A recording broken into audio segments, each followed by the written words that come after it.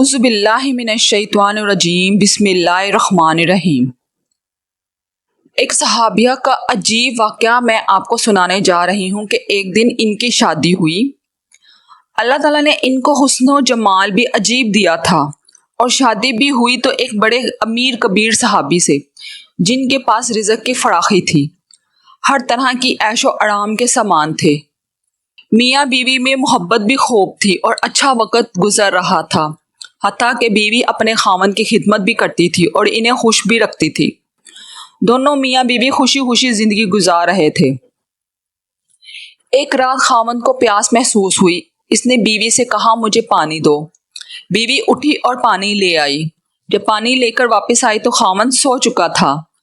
وہ پانی کا پیالہ لے کر کھڑی رہی، حتیٰ کہ جب ان کی دوبارہ آنکھ کھلی تو دیکھا کہ بیوی پانی لے کر کھڑی ہے۔ وہ بڑے خوش ہوئے۔ انہوں نے اٹھ کر پانی پیا اور بیوی سے کہا، آج میں اتنا خوش ہوں کہ تم اتنی دیر پانی کا پیالہ لے کر میرا انتظار کرتی رہی۔ آج تم جو کہو گی میں تمہاری فرمائش پوری کروں گا۔ جب خاوند نے یہ کہا تو بیوی کہنے لگی، کیا آپ اپنی بات پر پکے ہیں کہ جو کہوں گی پورا کریں گے؟ کہنے لگے، ہاں، پورا کر کے دکھاؤں گا۔ کہنے لگی، اچھا تو پھر آپ مجھے طلاق دے کر فارغ کر دیجئے۔ اب جب طلاق کی بات ہوئی تو وہ صحابی بڑے پریشان ہوئے کہ اتنی خوبصورت، اتنی وفادار، اتنی خدمت گزار بیوی کہہ رہی ہے کہ آپ مجھے طلاق دے دیجئے۔ پوچھنے لگے، بی بی کیا تجھے مجھ سے کوئی تکلیف پہنچی ہے؟ کہنے لگی، بالکل نہیں۔ پوچھنے لگے، بی بی کیا میں نے آپ کی بے قدری کی ہے؟ کہنے لگی، ہرگز نہیں۔ کوئی آپ کی امیدوں کو توڑا ہے؟ کوئی آپ کی بات پوری نہیں کی؟ تو کہنے لگی، نہیں، ایسی بھی کوئی بات نہیں۔ بی بی کیا آپ مجھ سے خفا ہیں؟ کہنے لگی، ہرگز نہیں۔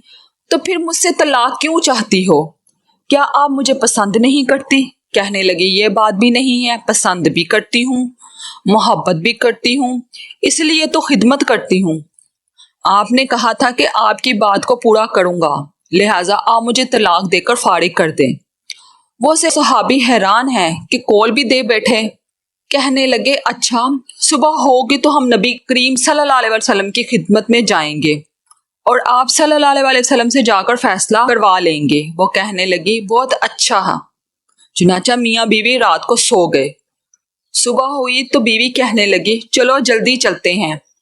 چنانچہ دونوں میاں بیوی گھر سے نکلے اور چاہتے تھے کہ نبی کریم صلی اللہ علیہ وسلم کی خدمت میں حاضر ہو کے اس مسئلہ کا حل دریافت کریں۔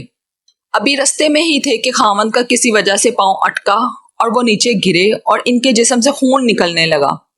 بیوی نے فوراً اپنا دوپٹہ پھاڑا اور خاوند کے زخم پر پٹی باندھی۔ اس کے بعد ان کو سہارا دیا اور کہنے لگی، چلو گھر واپس چلتے ہیں، میں آپ سے طلاق نہیں لیتی۔ وہ حیران ہوئے کہ جب تم نے طلاق کا مطالبہ کیا مجھے اس وقت بھی سمجھ نہیں آئی، اب کہتی ہو کہ طلاق نہیں چاہیے تو مجھے اب بھی اس بات کی سمجھ نہیں آ رہی۔ کہنے لگے، گھر تشریف لے چلیں، وہاں جا کر میں آپ کو بتا دوں گی۔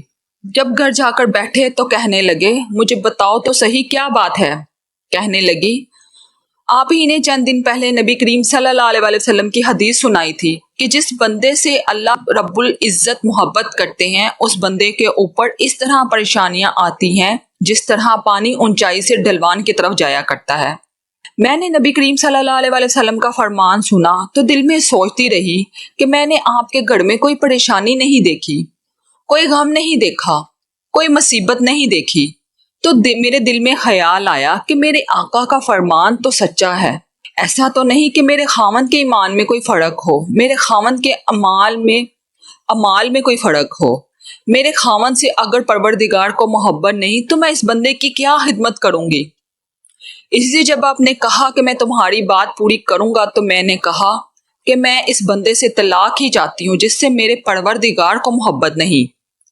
پھر جب ہم حضور صلی اللہ علیہ وسلم کی خدمت میں علم حاصل کرنے کے لیے جا رہے تھے، یہ اللہ کا رستہ تھا، آپ گرے اور خون نکلا تو میں فوراً سمجھ گئی کہ آپ کو اللہ کے راستے کا غم پہنچا ہے، مصیبت پہنچی ہے، تکلیف پہنچی ہے۔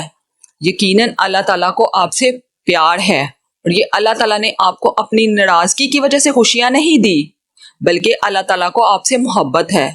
اب مجھے طلاق لینے کی کوئی ضرورت نہیں، اس لیے میں ساری زندگی آپ کی خادمہ بن کر ہی خدمت کیا کروں گی۔ سبحان اللہ۔ تو پیارے دوستو، سوچ کر حیران ہوتے کہ ان حضرات کی نگاہ کہاں تک پہنچا کرتی تھی۔ ہے کوئی عورت ان کی سوچ جیسی؟ ہے کوئی مرد ان کی سوچ جیسی؟ نہیں۔ ہم تو ذرا سی پریشانی ہوتی ہے اسی وقت گھر کا معاملہ دیکھ کر کسی بڑے مشرک اور بدعتی کے پاس پہنچے ہوئے ہوتے ہیں۔ ایسے بندے کے پاس پہنچیں گے جو خود بھی جاہل ہوگا اور دوسرے کے ایمان کا بھی جنازہ نکال لے گا۔ کئی کہتے ہیں کہ مرغا لاؤ، اس کو ذبح کر کے اس کے خون سے تعویذ لکھتے ہیں۔ کئی کہتے ہیں کہ بکرے کا خون لے کر آؤ۔ ایسو عجیب و غریب احوال ہیں کہ میرے دوستوں کہنے کے قابل نہیں ہیں۔ اللہ رب العزت ہمارے ایمان کی حفاظت فرمائے اور ہمیں غم کے عالم میں صبر کی بھی توفیق عطا فرمائے اور خوشی کے عالم میں بھی اللہ تعالیٰ کا شکر ادا کرنے کی توفیق عطا فرمائے۔ آمین ثم آمین۔